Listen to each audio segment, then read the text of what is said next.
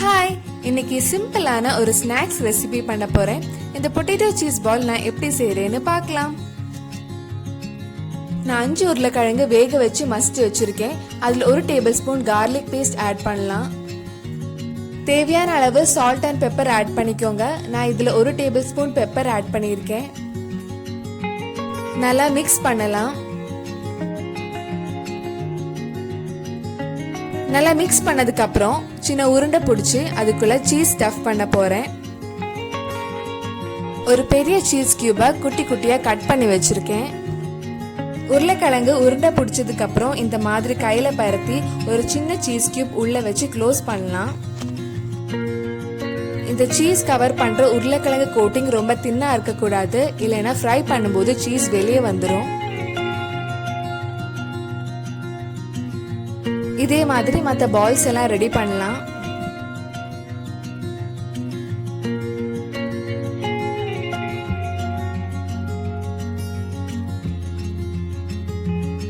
நம்ம balls ready ஆயிடுச்சு. இது கொஞ்சம் செட் ஆகுறதுக்கு 15 நிமிஷம் ஃப்ரீசர்ல வச்சிடலாம்.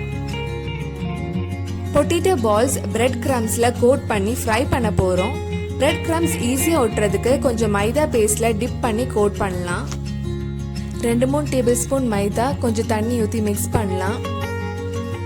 பிரெட் கிரம்ஸ் கோட் பண்றதுக்கு மைதாக்கு பதிலாக நீங்க முட்டை கூட யூஸ் பண்ணலாம். 15 மினிட்ஸ்க்கு அப்புறம் நம்ம பொட்டேட்டோ பால்ஸ் ஃப்ரீசர்ல இருந்து எடுத்து மைதா பேஸ்ட்ல டிப் பண்ணி பிரெட் கிரம்ஸ்ல கோட் பண்ணி எடுக்கலாம்.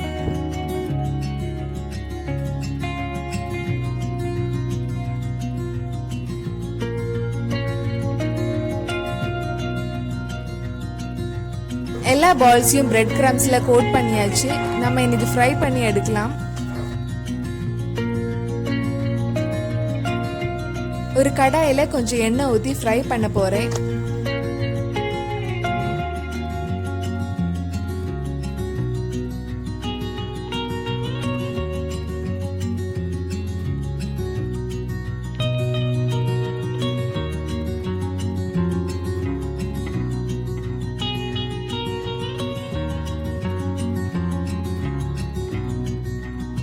இந்த மாதிரி கோல்டன் பிரவுன் கலர் வந்ததும் எடுத்துடலாம்.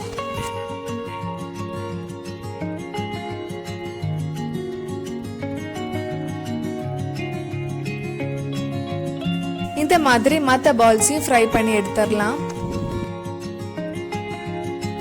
பொட்டேட்டோ சீஸ் பால் ரெடி ஆயிடுச்சு. இந்த ஈஸியான ஸ்நாக்ஸ் ரெசிபியை உங்க வீட்டில் நீங்க ட்ரை பண்ணி பாருங்க.